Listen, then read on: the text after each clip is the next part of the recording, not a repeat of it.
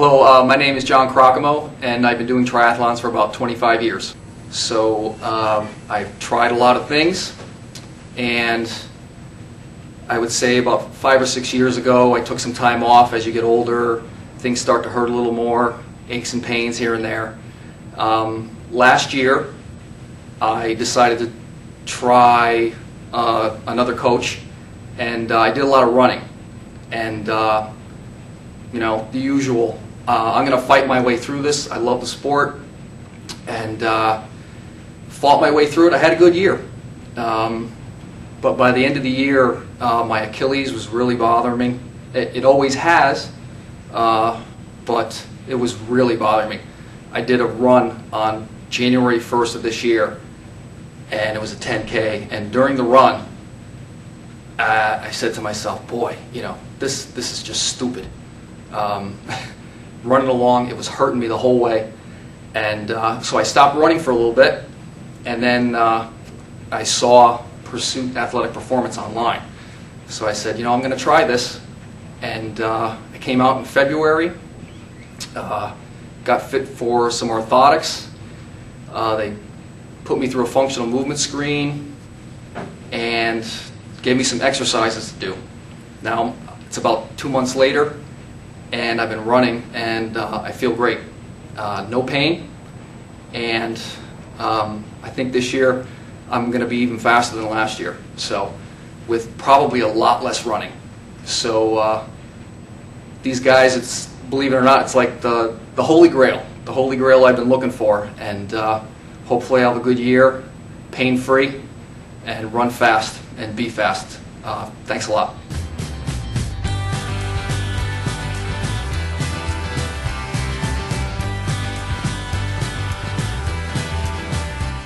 Video we collected on February 10th, which was the date for John Crocamo's original gait analysis.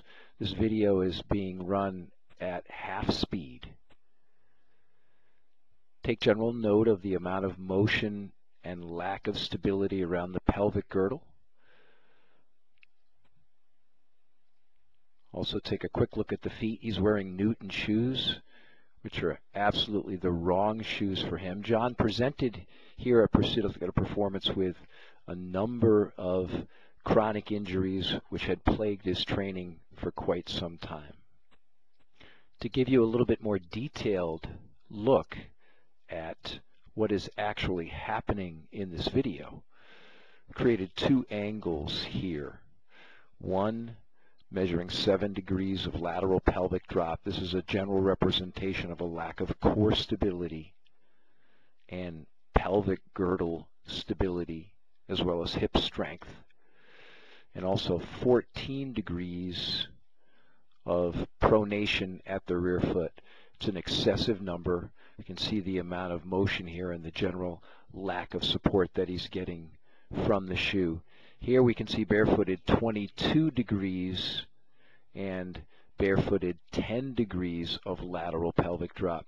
Here at Pursuit Athletic Performance, we target on average 1 to 3 degrees of lateral pelvic drop for a runner that has an appropriate amount of stability and strength through the entire trunk and pelvic girdle region. We sent John home with a list of complete training exercises and the goal of returning back to Pursuit Athletic Performance in approximately 4 to 8 weeks to assess his progress. This is video that was shot on March 30th, approximately 6 weeks after John's initial analysis. Again, this is at about half speed. You can note that while not as good as it could be, the pelvic girdle is much more stable. We also take note of his feet. John now is using an appropriate shoe, and for him, an appropriate orthotic. And we can see how much more stable and aligned his feet are, and how much better a base of support they provide for the entire body. Here we can see a great still photo representation of the progress that John made during the course of his training. Note he went from 14 to 22 degrees, relatively speaking, of rear foot pronation down to 6 degrees on the right foot, 7 degrees on the left. These numbers fall right in line with what we seek here at Pursuit Athletic Performance.